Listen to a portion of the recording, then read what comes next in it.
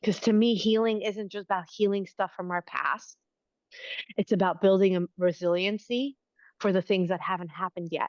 You and I are both old enough to know life doesn't stop giving you challenges and opportunities for growth. And when that comes, can you handle that weight? Because it's all it is it's tied to some emotion. And so you're training your nervous system to have more resiliency, more capacity, more range. And so it's not just about healing from the past, it's being prepared and equipped for the This future. is Unconditioning, Discovering the Voice Within, with Whitney and Jenkins. Hello, and welcome to the 114th episode of Unconditioning, Discovering the Voice Within, where I bring on guests and we talk about the inner authentic voice and the challenges and the rewards that come from following it. This episode, I have with me Anat Peri. Anat Peri is an emotional health educator, inner child expert, and TEDx speaker who has helped thousands of people break free from chronic stress, emotional suppression, and burnout. With over 20 years of experience in emotional intelligence and leadership development, Anat is a sought-after voice in the rising conversation around nervous system healing, somatic work, and trauma-informed growth. Her transformative approach combines inner child work, nervous system regulation, and embodied emotional processing to create deep, lasting change. Through her certification program and workshops, she has trained coaches, therapists, and conscious leaders around the world in how to go beyond mindset and facilitate real breakthroughs. Anat's TEDx talk, Why Thinking Positive Doesn't Work, challenges the culture of emotional bypassing and offers a new paradigm for resilience and healing. She's been featured in outlets like MSN and speaks regularly on stages and podcasts about emotional mastery, conscious leadership, and the hidden roots of stress. I really enjoyed this conversation with Anat. I was able to relate to her in so many ways, and she had a great way of sharing concepts that I've heard before in brand new ways, as if it was the first time that I was hearing them. So I know that this episode has a lot of value in it. And so here is my conversation with Anat. Enjoy. Great. Awesome. Let's do it. Yeah, so the first thing that I like to ask my guests, especially because of the nature of your work and what you do in helping people align with their authenticity and that voice within them. I know that you had to go through a lot of things along the way in order to be able to be that guide for other people. And so one Mhm. of the first things that I like to ask is when is the first time that you realized that you had this inner voice of your own that you were able to recognize and follow? Like the higher self inner voice, the good one. Yes. I'm like, there's a lot of voices up there. Which But one? also, Which one? also, however you want to interpret that question is right as well. So, Yeah. I think the first time I really heard my inner voice, my higher self, I was probably around 12 years old. And it was like, you're here for a bigger purpose. Like it just stuck with me. And then in my early 20s, I started having visions of myself like on the stage with like 3,000 people. Haven't done that big of a stage yet. Um, but yeah, so just certain like insights in yeah. that way. And then I'd say I heard it the loudest when I found out that my boyfriend of 5 years was cheating on me. I got in the shower. Well, actually, what I heard was he's acting weird. I felt like for 2 days he was acting strange. He just got back from a business trip to California. And I heard this voice say, go check his backpack. Okay. Go check his backpack. And I find one of those like hotel notes, the hotel pads and stuff. And it says, so wonderful meeting you, XOXO Joanna, and her phone number. And this is like 12 years ago. Like we had cell phones. You programmed her number in, you don't need the note anymore. And the fact that the note was there, I was like, oh, he just met someone that like is more than just an acquaintance suddenly. And I got in the shower and I bawled my eyes out. But I said to myself, I heard my higher self say, you've known forever that this isn't it. And now you can let go. Like you're free. You're fully free to let go. Wow. Whew. Yeah. 12 and a half years ago, just about. Yeah. And the best thing that ever happened to me, like in that moment, you think your life is over. And wow, was that like, thank you, Joanna. That was Yeah, the best. Thank that you. was a Thank gift you for to my you. higher self. Yeah. Gift for you to be able to let go to move forward. I can very much relate to that actually. I'm just coming out of a very similar situation myself. Mm, So, um, I kind of want to go back to your experience as a 12-year-old though, because mm-hmm, that's always intriguing to go back to like those first moments for me. mm-hmm. So what was going on in your environment and your life during that time that came up for you? Do you remember? It was probably I used to go away to summer camp. So it's what us Jewish kids did. Sent away to sleepaway camp, which was awesome in Pennsylvania. And I think I was just like in nature, like walking around in nature. We used to have this like lookout point that we would climb up to. It was and you could like sit up there. And I don't know, it was just like this moment of being with myself, a moment of silence and dealing with, some girls that were a little catty earlier. And so just like going off on my own and that connection from feeling like, you know, hurt and alone to being told like you're here for a bigger purpose, like understanding that and it's in my astrology chart as well, like I'm the wounded healer, like I've gone through a lot of pain and as we all have, but that really it's like your pain, all your challenges, it's just to build your resilience because you're going to have the biggest heart to then share this with others. And yeah. uh, So were you raised with any kind of connection to spirituality or religion? Um, no, not like I was born in Israel, so I was born in the holy city. There you go. And so not my parents weren't religious or anything, just high holidays, celebrating that.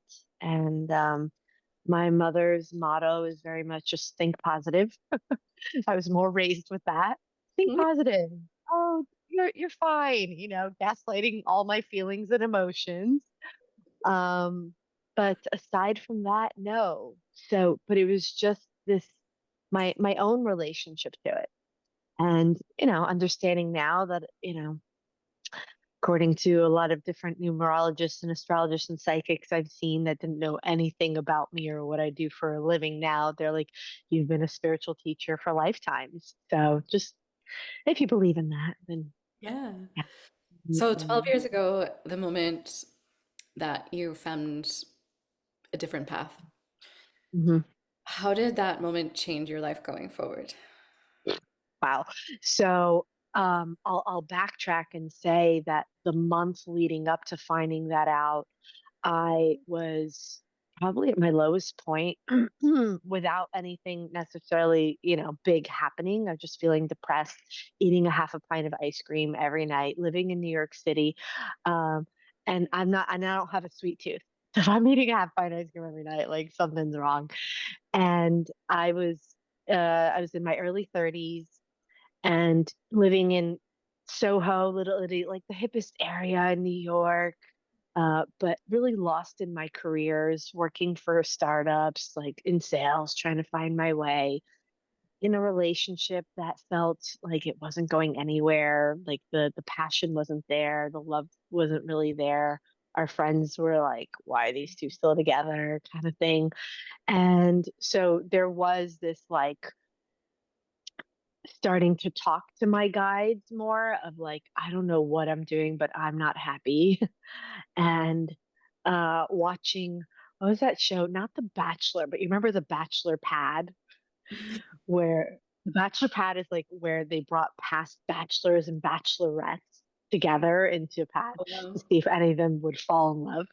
And one of them did, and he like proposed to her there, and they seemed really, really in love. And I remember watching that. This was about 2 days before I found that note and being like, I want that. And here I am 5 years into this relationship, and the guy still hasn't popped the question or anything. Just like really connecting to like what's my truth, and that the life I'm living is not it at all. And so so I feel like I've been praying and asking for like, give me a sign, because like this isn't it. And so that was the sign. That was the note. And so after finding it, I approached him the next day, and he kind of denied. He was like, I'm like, did you meet someone? I didn't tell him I found the note. I was like, did you meet someone while you were in California? He's like, oh, I met a lot of people. And I'm like, did you meet someone special? And got it out of him. And then I just said, he's like, but I love you. I want to be with you. I'm like, do you see a future with me? He's like, I don't know. And I'm like, okay, let's take a few days off. And I went to stay with a friend of mine, and I realized that I'd been staying in New York for him. Like I was so done with the city. I was done. There was nothing there. Not my job, not my lifestyle, nothing that I wanted anymore. And I had fallen in love with California, with San Diego, about when I was 20. I came here to visit a friend, and I had this whole visceral body feeling like this is how I'm going to be living here one day. Mhm. Again, another moment where my higher self spoke Right. to me. And I thought I'd move there after college. And then my senior year of college, my boyfriend was that I met was stationed down in Atlanta, Georgia. So I graduated college and said, go to Atlanta. San Diego will always be there. So it was like always there in back of my mind. So fast forward, here I am taking time away from, my boyfriend who just cheated on me, and reflecting on like, I'm done with New York, and oh, now I'm free. I'm actually free to move to San Diego. Like now is the time. I'm ready. And booked a ticket, literally. And that day booked a ticket for this all went down on September 15th, and I booked my flight for October 4th, one way ticket to San Diego. And saw him that next day, and which was actually September 15th. And he's like, so what do you want to do? I go, oh no, we're done. I'm breaking up, and I'm moving to California. And so I uprooted my life, literally just uprooted everything, and moved to California with $2,000 to my name, $40,000 in debt, most of which was investing in my early years of self development. It was not Gucci purses. And uh, so $2,000 in my name, $40,000 in debt, no car, because you don't need a car in New York City, right? No car, no job lined up, and one best friend that lived in San Diego that said, come stay with me. Like, I got you. And I was like, that was my rock bottom. I was like, well, can't fall off the floor. It's only up from here, is how I viewed it. It was like, okay, I have nothing to lose, every possibility gain. And the one thing that I know in my heart is that I want to live in California, in San Diego. Like that's it. That was the one thing. Everything else was like, don't want it anymore. So uprooted my life so much so that um to get a little TMI here, like if you were to pull like a tree out of the ground, all the roots, there'd be all this stuff that would then be shed. I had the heaviest bleed that, and it was 2 weeks later. It was like I bled, and then 2 weeks later I bled again, and it was the heaviest ever because my body was just purging everything that I've been holding on to and settling in. Wow. Yeah. Yeah. Oh, so you were in that relationship for 5 years. That's a substantial amount of time. So what was that transition period like for you? Yeah, and I'd say I stayed in that relationship because at the time I was a woman who had no connection to herself. I couldn't be alone. I was super codependent. Like if it didn't happen that way, I would have kept holding on. so it needed to be that way. Um, and the transition was I was angry, I was bitter, and twisted part of me wanted him back. Right? It was like the that dichotomy there. And when I got to San Diego, there was just a lot of grieving that I needed to do. But again, same time, I was jealous. I was like looked her up on Facebook, looked up like seeing like, are they meeting up, blah, blah, blah, all this stuff.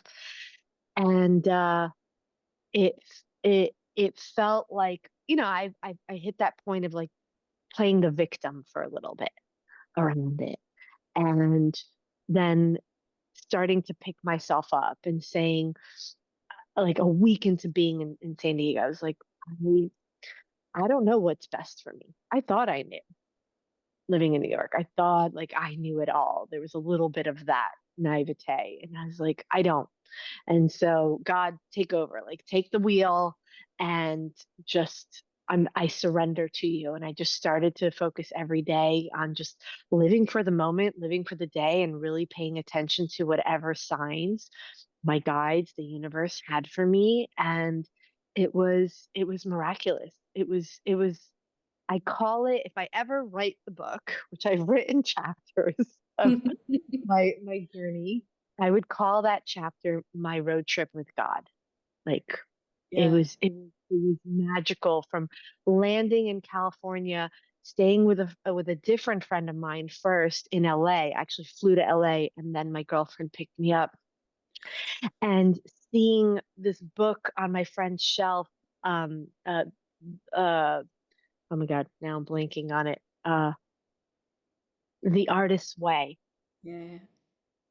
And it just like stood out for me, and I pulled it out and I'm like, can I borrow this? She's like, yes.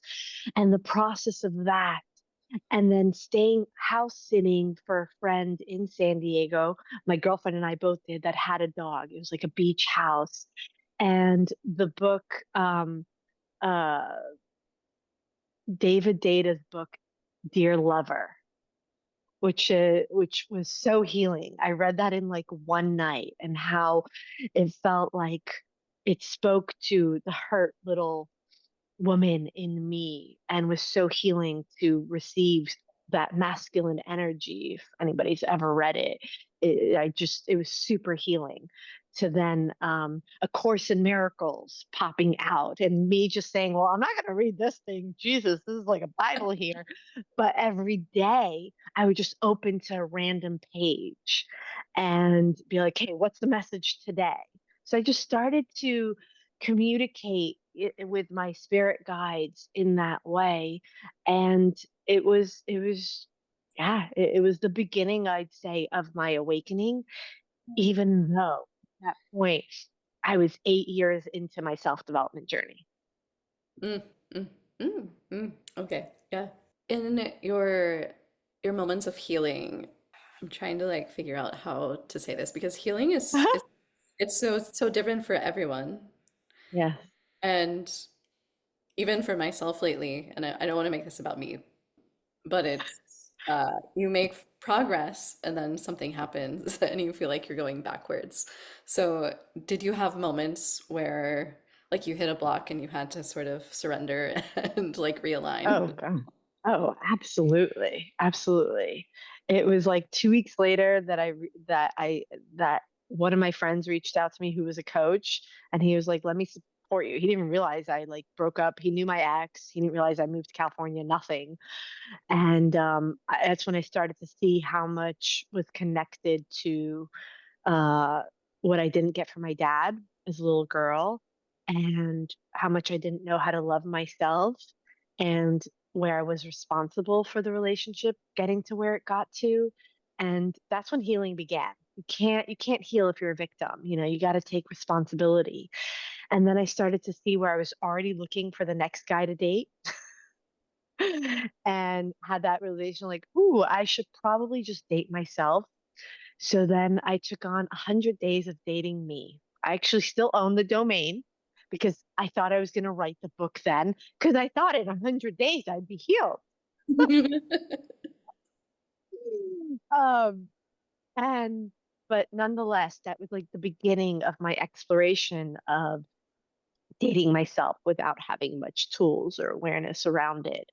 But to answer your question, many moments over the next 2 years, especially, and I would say that, and this is part of what I teach now that people need to understand is that integration, like there's stages to healing. There's 5 stages to healing, and the longest stage is the integration. It's about an 18-month journey, especially if you're looking to shift big parts of your identity. If you're a a people pleaser and you want to become someone that really knows how to assert their boundaries and say no, you're looking at it on average about 18 months. And where that number come from, it came from one of my mentors who had been facilitating body mind healing for 40 years. And now I could tell you 10 years into this and working with hundreds of clients, yes, it's about that amount of time. And you want to imagine it like a bridge that you're crossing. Remember the movie Indiana Jones? Those type of bridges that aren't so intact that you're walking across from the old version of you to the new version of you. And so there's going to be moments where things feel wobbly in your life as you're healing, and so wobbly that you may freeze or you may take a few steps back towards familiar grounds, which in the first, you know, few months of integration, the closest end is the old version of you, not the new version of you. And so it's not a question of will I fall back? It's a matter of how quickly can you recognize it and get back on. And in moments where you do feel, what is that? Oh, sorry. In moments where you do feel super stable, those are the days to take massive action towards that new version of yourself. And so there's a lot there. And it's something that's so key for those of us on the healing journey to remember so that we give ourselves grace and compassion and know that, oh, it's part of it. I'm supposed to fall off the horse. Okay, let me recognize it, get back on, give myself grace, and keep moving forward. Mm. So, absolutely. Helps remember with the contrast, I think. Yeah. Hmm. So 100 days wasn't the ultimate healing No, celebration for you. So no. how did that work for you, moving forward into your full healing process? And I don't know, I think we're always healing in some capacity, probably. Um, but you said 100 days wasn't it. So what happened? Yeah, 100 days was more like me learning how to set boundaries on myself to not be so dependent on people, not even men only, but on friends, on just always running for myself, for me to learn how to be with myself, which now I'm like miles away from even what that was, but it was a good experiment. And then at the end of it, of course, I started dating some guy and, got to see the next layer of my addictions and trauma and all that of what I turned to. And then ultimately, it was around August. So you're talking about 8 months from when I moved to San Diego that I was introduced to plant medicine, to ayahuasca. And it wasn't something I seek. And it was profound in that it was my first experience of being in my body. I didn't realize how much I lived in my head, in my thoughts, or completely just dissociated and disconnected. And mind you, like I'd done 8 years of self development at that time. But, you're talking 20 years ago is when I started that. Like self development then compared to what's available now, back then it was like mindset work and NLP. And so, of course, it just kept me in the same place in my head, not connected to my nervous system, not connected to my body. And so I didn't realize how much tension my body held, how stiff I was. And my experience in ayahuasca was the first time was like a fish out of water. I was tremoring. the whole time. I was just shaking. And it felt amazing because I didn't realize all the tension I was holding. Think of it like you are a garden and there's, all the weeds, all the limiting beliefs, all the traumas in your garden are the weeds that have deep roots. But if you've been holding it all together, it's like the dirt that's around it, the ground that's around it is super hard and super dry. Like there's no way you can pull that weed out by the root. That's who I was that day. And the more I tremored and released that, the more access I started to have to what was stored in my body because the issues are stored in the tissues. The cellular memory is there. And then things started to actually come up for me. And so um, I did I did plant medicine every other month for a few months. And that didn't create the healing either, everyone. Those of you wondering, is ayahuasca the answer? No. Should you do it? Only if it calls to you, is always what I tell people. And it led me to the next layer. Like, again, I was just divinely guided. I was divinely guided. I still am divinely guided. Like, I fully know that I'm not in the driver's seat of my life. I am co creating it here and I'm fully surrendered. And so that led me to a boyfriend that I met at ceremony, who led me to feeling what I never wanted to feel was like my biggest father wound, which led me to working with my mentor, who was the body mind psychologist. And the work I did with him over course of 4 months was my first experience of what true transformation is, which is not a walk in the park on a beautiful sunny day, but a walk through a burning forest and there's dragons to slay. And it's for you to slay those dragons. Can I and did I have some of those experiences when I was in ayahuasca? Yes. But to know how to save yourself, how to slay those dragons, how to hold yourself in the grief and the emotions that I never wanted to acknowledge and feel was the medicine, and I am the healer. And then from there, any of these plants, anything else that people want to do, should they choose to, is just a tool in the healer's tool belt. So it was those 4 months of working with him and connecting to my inner child and understanding that uh, what I everything that was coming up for me was learned and that I can unlearn it, but that I need to face those parts of myself was the freedom and was my dark night of the soul coming, coming out of the dark nights of the soul, I'd say, into the light. And to get away from that metaphor, and what I mean by that is on the other side of those 4 months, I, for the first time, and I was uh 34 years old then, almost 35, I experienced for the first time in my life what it is to feel free and at peace and joy. I just never had access to that. Everything was always being hyper vigilant and keeping it all together and reaching outside of myself and trying to figure things out and thinking positive. I didn't realize how not peaceful that is, how intense that is to always have to manage myself or seek something outside of me. Ah, so it was well worth it. And it's what led me to a year later after taking time, because then I just wanted to adventure and play and be by myself. I quit my job 4 months later, bought a one-way ticket to Maui and Kauai, played and adventured and had love affairs and wrote 100 pages of what may one day be my memoir. And just enjoyed being.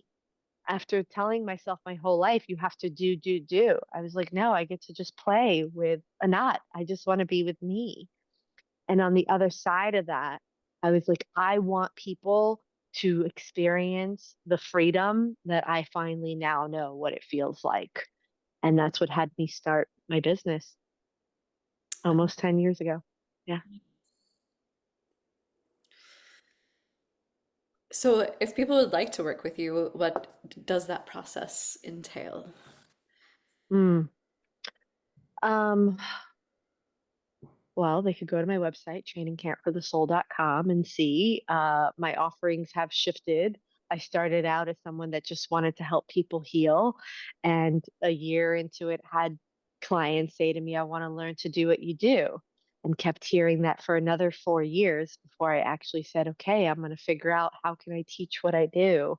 It seems so intuitive to me. So yeah. And so it was 5 years ago, 4 years ago that I set out on that vision, and 5 years ago that I started training others in my method. And 2 years ago that I opened it up to non-graduates of my work. And now it's a certification program, and I certify people in my method. And so that's predominantly where my focus and my heart is. That being said, I have a foundational program called the Soul Collective for anybody that wants to do healing, group healing, and I take on a few one-on-one clients, very, very few.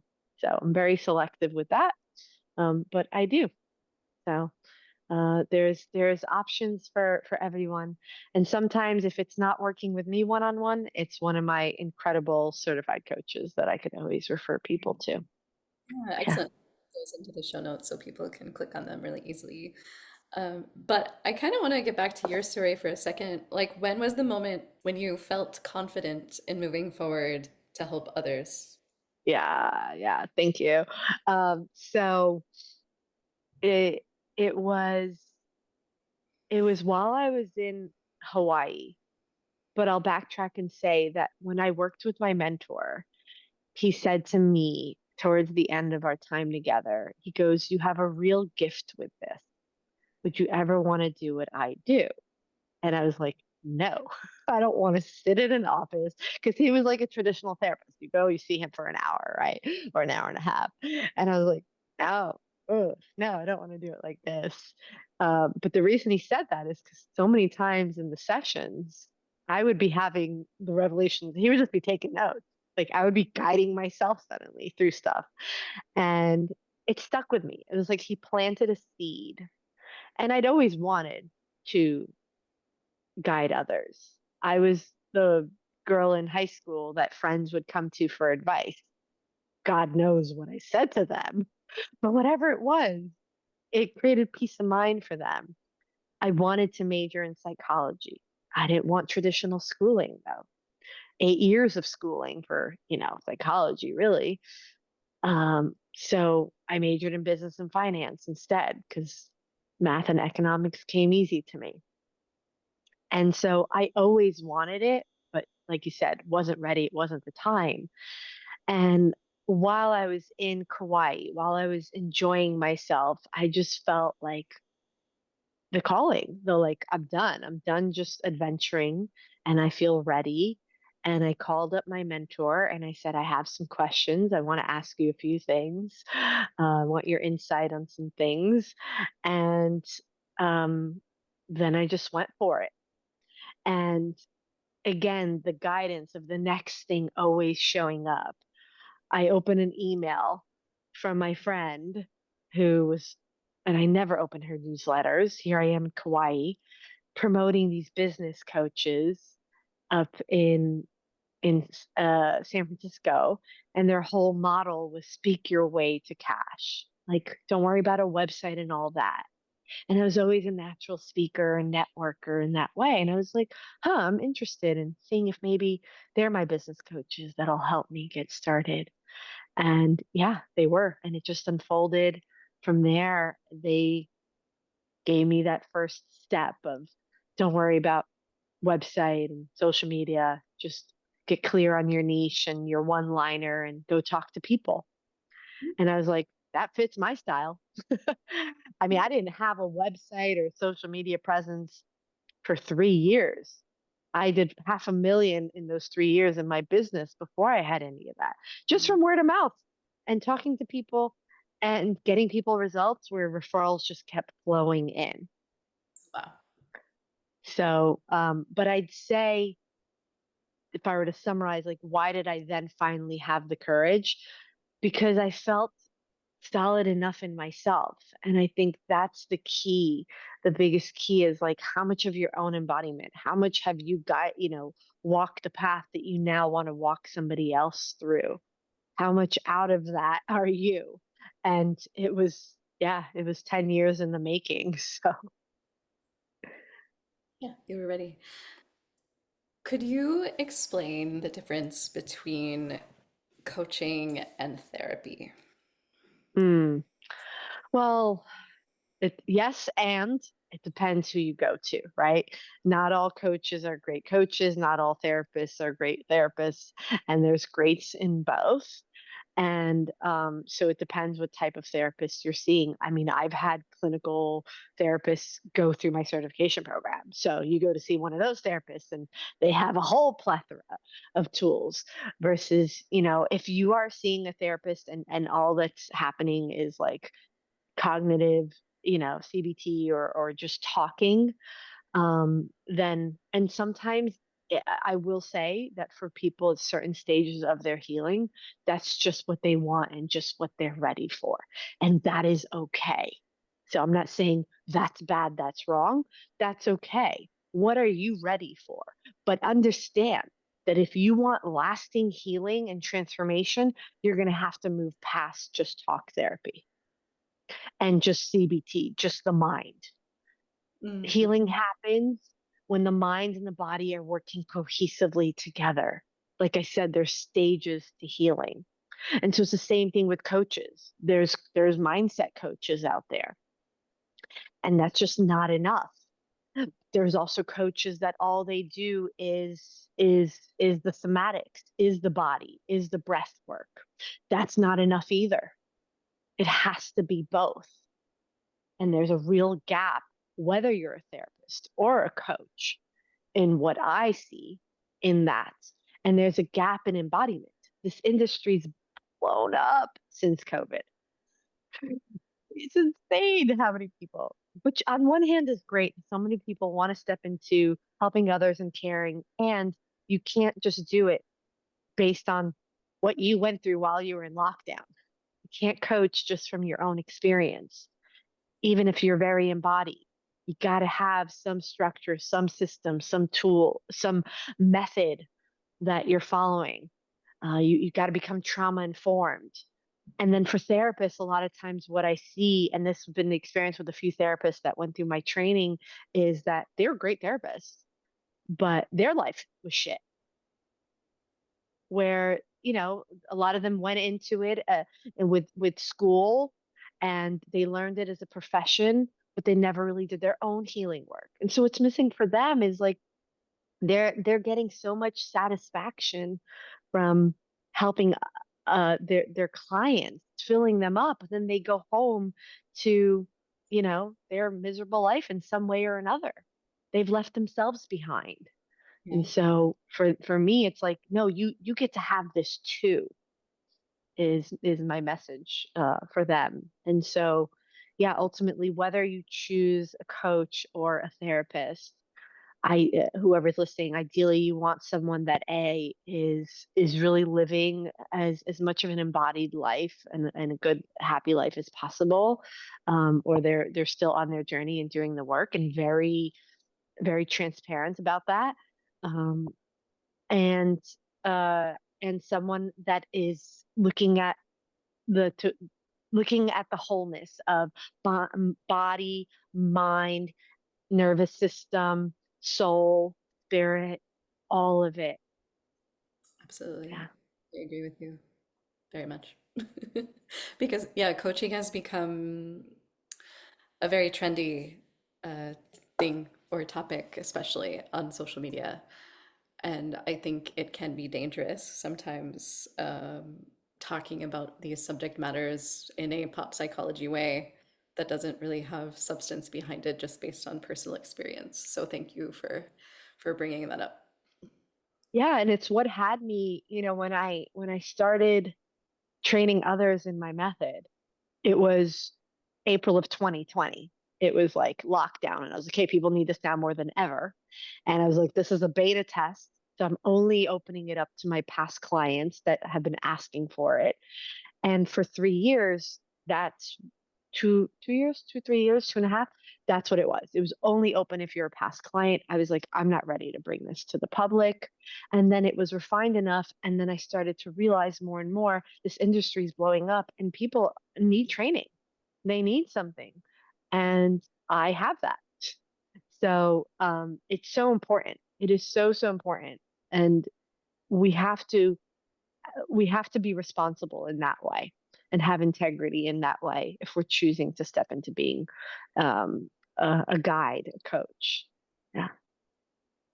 Absolutely. Is there anything else that we haven't covered yet that you feel is on your mind or your heart that you would love to share? Mm. Oh my God. So much. But if I, without taking so much more time here, um, yeah, it's something that I actually just did a TED talk on. It's not out yet. Hopefully, it'll be out soon. But the importance of remembering how to feel our feelings. Mm. We've forgotten as a society, as adults, as humans, adult humans, I'd say. Children haven't. If you want to know how to feel your feelings, just look at a 3-year-old and copy them. But we've forgotten. We don't feel our emotions. We intellectualize our emotions. We stuff them down. We judge them. We talk about them. Like, let me go talk about my feelings with my friend. Let me vent, right? We go to the gym and punch it out, which in some aspects could be good. Um, but we've forgotten how to feel. And the truth is that I understand why there's a stigma that we think that if I allow myself to feel this, I'll get sucked into it forever. It's never going to stop. And we've forgotten how to work with our nervous system so that it could actually metabolize the energy. And so, if I were to give the listeners anything, it would be the small little practice of what are those steps. And I will say that there's been studies done that the way to that you can move through an emotion in 90 seconds if you're not resisting it, judging it, or running from it. And so for those of you that are like, oh, I feel my feelings, I get stuck in crying for days and days. It's like, well, you're not really feeling it. You're adding a lot of story to it. You keep igniting a fire that you want to put out. But to truly feel a feeling, we can move through it in 90 seconds. And what a gift it is to do that. You watch a 4-year-old um, that is upset or frustrated. It's a full body experience. It's their body, it's their facial expressions, it's sound. But if you love them through it and cheer them on and give them permission and just witness them with safety, they'll be done in about 90 seconds. And if they're not done in 90 seconds, it's because they're riding another wave. You want to think of your emotions like an ocean of emotions, and there's waves. And sometimes when you ride a wave, one wave can bring you to shore, and sometimes there's multiple waves.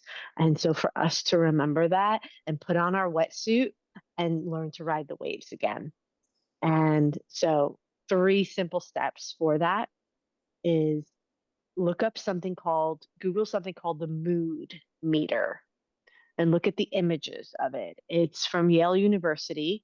It's a chart that has a variety of emotions on there, and it's to increase our emotional vocabulary because for a lot of times we default to saying I'm sad or I'm mad or I'm happy or I'm anxious. But are you sad or are you disheartened or are you lonely or are you disappointed? And so having that vocabulary gives more accuracy because each one of those feels slightly different in the body. So if you are going to feel it, that you'll find that when you accurately name it, you'll be able to tap into feeling it more. Yeah. And so pull that up and ask yourself, what am I feeling right now? And then the second step is, what's the body sensation? There's the emotion, I feel disheartened, but what's the physical presence of it in my body? Because when we move from the emotion to the physical presence of it, we are shifting our body from reactivity to calm. We're using a different part of our brain, the logical part, and so it creates safety in our system. So you're being with it without. Um, this is how you work with your nervous system, because your nervous system is always working for you. The challenge is that most of us see emotions as a threat. And so our nervous system puts us into a protective mode, a fight, flight, freeze, or please. And you think you're feeling an emotion called anxiety, but anxiety is not an emotion. It's a running from an emotion. It's a survival pattern. And so we got to get you working with your nervous system out of the bubble of protection. And so by observing where and how the physical sensations of this emotion, like, is it in my throat or in my chest? Does it have a size, a temperature, color, texture? The more you can name the sensations, you're speaking the language of the nervous system, and you're creating that relationship of, hey, this is safe. I can be with this, and you can help me metabolize it. So that's step two. And then step three is give it 90 seconds. 90 seconds to be the star. For 90 seconds, let this emotion take up space, as if I was going to give you an like $1 million for giving an Oscar performance of playing someone who is disheartened, or let's say, and you act it out with the body language, the facial expression, the sounds that you would emote. 90 seconds is actually a long time to do that, but you do it. You set a timer for 90 seconds, and you will feel that your body metabolizes it and it shifts. And at the end of that 90 seconds, you check in. What's there now? Am I at shore, or as I like to call it, the land of possibility? Or did I hit another layer? Is underneath this heart and um, disappointment or grief? And you ride the waves. And by the way, some people, it's joy and love and peace and calm and happiness that they can't be with. Learn Mm. to ride those waves. I can't be excited. Well, is there something underneath it that's keeping me from that? And if so, so once you do get, it's like, can you also allow yourself to bathe, as I like to call it, in those pleasant emotions for 90 seconds and start to train yourself for that? Because to me, healing isn't just about healing stuff from our past. It's about building a resiliency for the things that haven't happened yet. You and I are both old enough to know life doesn't stop giving you challenges and opportunities for growth. And when that comes, can you handle that weight? Because it's all it is it's tied to some emotion. And so you're training your nervous system to have more resiliency, more capacity, more range. And so it's not just about healing from the past, it's being prepared and equipped for the future. That's how you step out of being someone who lives life as a survivor and step into living life as a creator. That's where courage comes from. That's where you can really play full out with life. And, we might as well play full out. That was a beautiful explanation of all of those things. I have to tell you, very easy to Thank you. understand and wonderfully succinct and packaged and brava. Thank you. Thank you. I try and, teach it in a way that it's like if a fifth grader, right, could understand it. And that's what's happened, is that we've overcomplicated, like, feel your feelings. You have to feel your feelings. And people don't even know what that means anymore. I didn't know for years either. So I've come to this, like, I share this because I've experienced it now. Yeah. I let myself, you know, feel it like a 5-year-old. Right. Hmm. Yeah. And if we don't feel the feelings, they get stuck in our body and cause illness and frustration and disease and all of Yeah, the. if you're not feeling it, your nervous system is protecting you from it. It is saying, oh, so this is a threat, because it's always listening for safety or threat. And when it senses threat, it puts you into that protective mode. So people can live their whole life in fight, flight, freeze, or please. And we usually have two. Like, mine are to flee or to please. Those are my go-tos. They're my what I call the two bodyguards. That when your higher self, bringing this back to where we started, higher self isn't driving the car of your life, right? Then these bodyguards take over. And the key to getting your higher self back in that driver's seat is recognizing that you need to tend to that inner child. Your inner child is your emotions. And when something feels too overwhelming, too much for your nervous system, the bodyguards take over. And so you need to know how to tend and expand your nervous system's capacity and feel the feelings.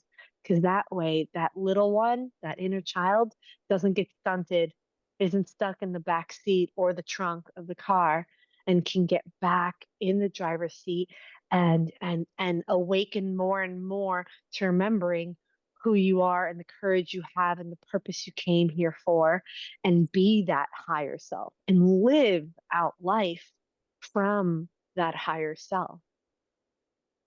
Yeah.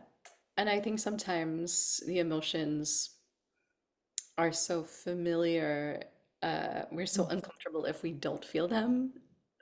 Mhm. I love that you said that because what's familiar emotions to you, if you and I were like, hey, okay, write down the five most familiar emotions to you, your five may be different than my five.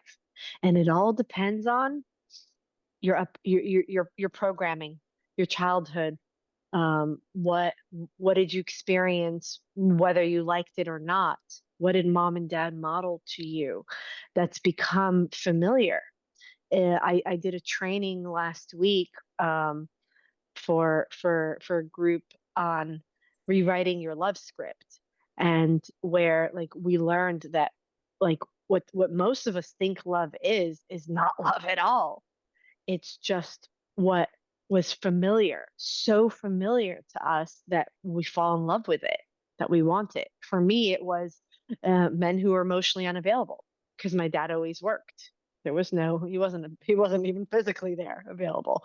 Rarely, never one on one. I mean, if he was, it was with my brother and my mom as well. And so to me, that was love. I'd fall in love. I was like, so again, uh, question the emotions that are familiar to you, question them, and lean into feeling the ones that you label as uncomfortable, because they're only uncomfortable because they're unfamiliar, because your system has never been programmed for it. So those 90 seconds is like 90 seconds of programming data into your system where it learns that code, it learns that virus, so to speak. So the next time it arises, it knows what to do. And you go from it feeling unfamiliar to familiar. I mean, I'm very calm on this podcast right now, but I've done close to 100. My first 10 or 15 shows, I would be shaking while I was doing it because my nervous system was trying to Yeah, discharge all the extra energy. I mean, you get it, I'm sure same for you as a podcast host. It used to be unfamiliar, yeah, uncomfortable, scary. yeah, Now it's exciting. It's like, ooh, bring it on. Fun. I'm chill. I'm cool. We're just having a conversation. absolutely. And to connect it with the theme of this podcast of unconditioning, once you're able to process those emotions, you can actually get to your authentic self of actually Exactly. recognizing who you really truly are. Yeah, exactly. Remembering who you are and having access to who you are. Uh, to like we all have so many gifts and superpowers. We just not connected to it. Just like Yoda says, the force is within you. It is like all the gifts are within you, but you have to become an energetic Jedi. You have to learn how to work with the totality of who you are, which is energy, emotions. And once you master that, you can access your force, you can access your full potential, your power, your higher self, and and then serve from there in whatever way that service looks. For me, it looks like being a coach, a teacher, a mentor, a speaker. For some people, it looks like writing books, creating beautiful art, coming up with new technologies. So we all have it, and we all get to remember through healing what's not us and tap back into it. Mhm. And the world needs your gifts. It needs you. It needs you to Yeah, remember why the hell you came here in this suit to go through this, sometimes roller coaster shitstorm. Heaven and earth exist here. And we get to, I mean, heaven and earth do exist here. Yeah. Heaven and hell, right? And it's like moving out of the, the, the, the hell, the victim mentality, the survival mentality, yeah, and accessing those higher dimensions within us. definitely. And well, thank you for helping people to remember who they are because I feel like right now in this climate that we're in, it's more important than ever. Yes. Because you've been doing this for a while, Hmm. the time that you started to now, do you see like a common theme between your clients, like over time? Yeah, I think there's many, yes, and there's multiple themes, depending on how much trauma you have. But I'd say the overarching themes is we all have some level of trauma, and I will define trauma as um, uh, at some point in your early formative years. Um, your nervous system not having the capacity, or your logical brain not being formed yet enough to fully process what happened to you. And so it's open loops that need to be closed. Then there's severe trauma, which, could happen in later years or even childhood, which, is not my area that I choose to work with. And there are specialists for that. But the majority of the population falls into just um, trauma that is more of less of trauma, more of dysfunctional behaviors and learnings that are just incomplete. And the way to complete those experiences, those learnings, those behaviors is to move through the stages of healing, which, if I were to summarize it real quick, is awareness, acceptance, and acceptance is the ocean of your emotions, learning to ride the waves, getting to the root of it, which is now that I've ridden the waves, that I've moved through the feelings of it, I have to rewrite the script. What's at the root of it? Where did I learn this from? Who did I like? What was the original incident, or the multiple times that I saw mom act this way or dad act that way that created this narrative into my script? And to rewrite that narrative, to reparent yourself, stage 4, and then stage 5 to give yourself 18 months to integrate the character that you actually want to play in the movie of your life. And so, to me, it doesn't matter what experience, as long as we're not, again, not dealing with someone that had big T trauma, as we call it, but more little T traumas. Doesn't matter who they are sit in front of me. It's the same. We've forgotten how to feel.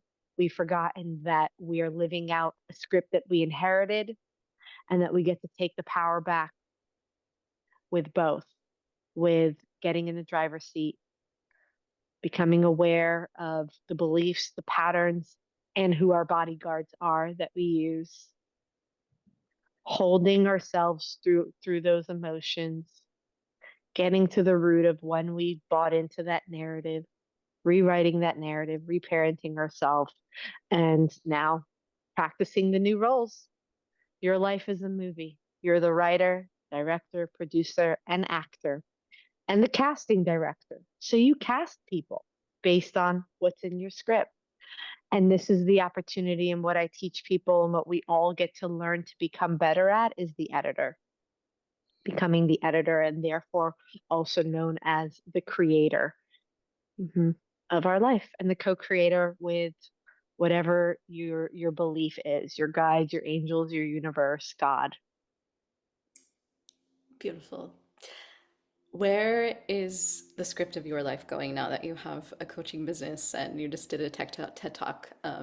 Where do you see your script going next? Yeah. So motherhood. I am 45, and hell yeah, it could still happen for me, and it will. And so my husband and I, yeah, starting that journey of parenthood, and getting on more my other vision now that my business can run without me if I needed it to. I have an amazing team of coaches, but it doesn't need to yet. But it's given me space of where I want to go is impacting leadership, leadership management. You know, I want to do some more. I want to get on stages, do some keynotes. I want to speak to the corporate environment. I see from a lot of my clients that work in corporate what they struggle with. Um, it's like they may love what they do, but because of one person on their team or a manager that, doesn't know how to have empathy or lead from the heart, how much they suffer in their profession and then end up hating it.